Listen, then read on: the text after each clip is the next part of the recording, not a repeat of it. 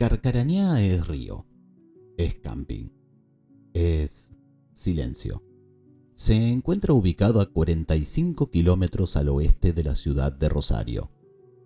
Pero si te alejas del centro, si cruzas el límite de lo que hoy conocemos como el loteo de Freire, ese silencio se vuelve pesado. Hoy vamos a hablar de un hombre que quiso traer el lujo de Europa a la pampa santafesina. Un hombre que construyó un imperio de mármol solo para que la maleza y la rapiña se lo tragaran vivo. Bienvenidos a Estación Paranormal Argentina. Hoy abrimos las puertas de un lugar que ya no existe en los mapas, pero que todavía respira bajo la tierra. El Castillo de Freire.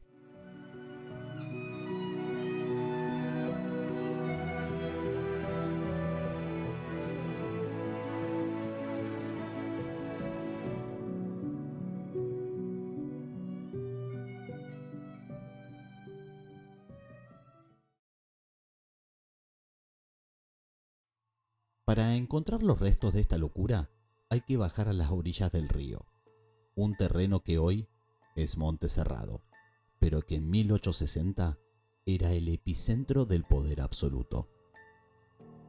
Acá, donde hoy solo ves escombros y hormigueros, se levantó una mansión que humillaba a cualquier estancia de la época, un castillo con torres que vigilaban el agua, como si el río fuera propiedad privada de un solo hombre. Santiago Freire no era un estanciero más, era un señor feudal, de origen europeo. Llegó a Santa Fe con la misión de civilizar el desierto a su manera. Dicen que era un tipo de una disciplina militar aterradora. No permitía que nadie le hablara sin su permiso. Su riqueza era un pulpo. Exportaba cueros a Europa, manejaba el ganado y, sobre todo, era el gran prestamista de la política santafesina. Tenía a medio gobierno en el bolsillo. Levantó el castillo para que todos supieran que en el Carcarañá Dios estaba segundo y él primero. Dentro de sus muros de mármol vivía una familia de porcelana. Doña María, su esposa, una mujer de la alta alcurnia porteña, odiaba el campo. Se dice que vivía encerrada en el segundo piso, rodeada de perfumes franceses para no oler el típico aroma del río. Tenían 3 hijos, 2 varones criados con frialdad, y la pequeña Lucía, la preferida de Santiago. Una nena de ojos claros, que, según cuentan, era la única capaz de ablandar el corazón de piedra de su padre. Lucía es la que hoy, según los que se animan a entrar de noche, sigue esperando sentada en el borde de los viejos pozos de agua. Pero un castillo no se mantiene solo. Santiago tenía un ejército invisible de 20 sirvientes. El mando lo tenía Bautista, un mayordomo francés. Despreciaba a los locales y manejaba las llaves de la mansión como si fueran las de una prisión. Y en las sombras de la cocina mandaba la manca, una mujer del lugar que, según se dice, escuchaba todo a través de los tubos de comunicación de las paredes. La manca no solo cocinaba, hacía trabajos de brujería en el sótano para cuidar a la niña Lucía de las sombras que el mismo Santiago había traído de Europa. En su mejor momento, el castillo iluminaba la noche de Carcarañá. Traían orquestas enteras desde Rosario en carruajes. Servían vinos que valían más que una hectárea de campo. Santiago fumaba habanos en sus jardines diseñados al estilo Versalles, mientras el gauchaje afuera apenas tenía para comer. Fue la época de las fiestas de luna llena, el preludio de la tragedia. El imperio empezó a sangrar. No fue un incendio, fue una peste de deudas y muerte. Santiago Freire no tuvo el final que soñó. No murió en una cama de seda rodeado de su familia. Murió solo, rumiando su fracaso mientras las deudas superaban a sus campos y las paredes del castillo empezaban a descascararse. Se dice que su última voluntad fue quedarse ahí, en el corazón de su creación. Algunos juran que su tumba no tiene cruz ni mármol en ningún cementerio, sino que pidió ser enterrado en el sótano del castillo, para custodiar su gloria incluso después de muerto. Con su partida, la estructura quedó como un gigante herido. Su familia huyó a Buenos Aires buscando salvar lo que quedaba de su estatus.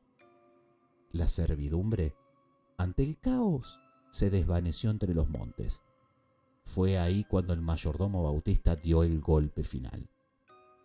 Desapareció una noche cargando la caja fuerte de la mansión, dejando al castillo solo frente a su destino.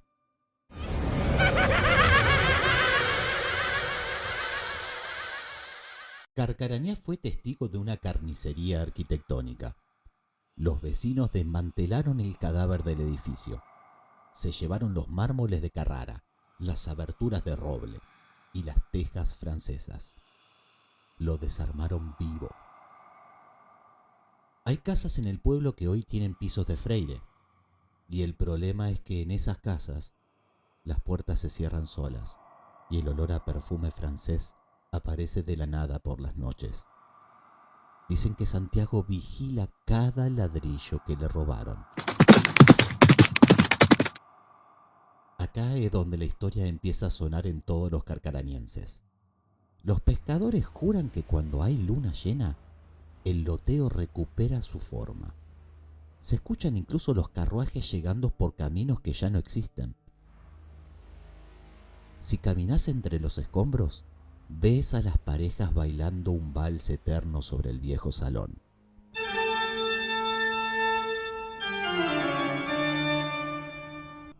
Incluso se ha visto una niña con un vestido de gala. Se habla de que es Lucía, la niña del pozo, que si te ve, te ofrece su peine de oro. Pero nunca lo aceptes, porque el que entra al baile de los freires para hablar con los muertos, ya no vuelve más al mundo de los vivos. Pero si creen que esto es solo un cuento de viejos, escuchen lo que me llegó hace poco de un grupo de pibes de acá de la zona. Fue un sábado de luna llena, hace un par de años.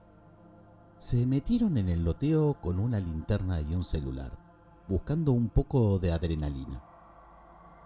Llegaron a lo que queda de los cimientos. El aire estaba pesado, como si el monte te estuviera apretando los pulmones. Se sentaron sobre las escaleras de la puerta principal, ya que no habían encontrado nada.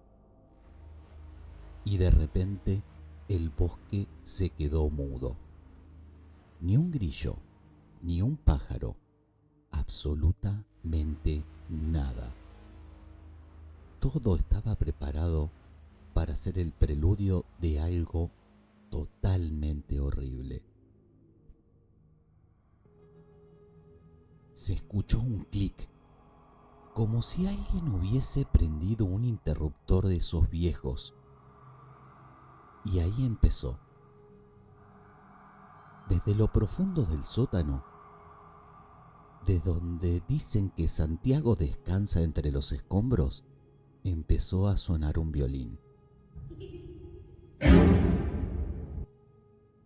No era una linda melodía, era un sonido chillón, histérico, que parecía subir por las paredes de ladrillo. Cuando alumbraron con la linterna hacia el hueco del sótano, vieron una luz amarillenta, como de una vela, que se movía. Salieron corriendo desesperados.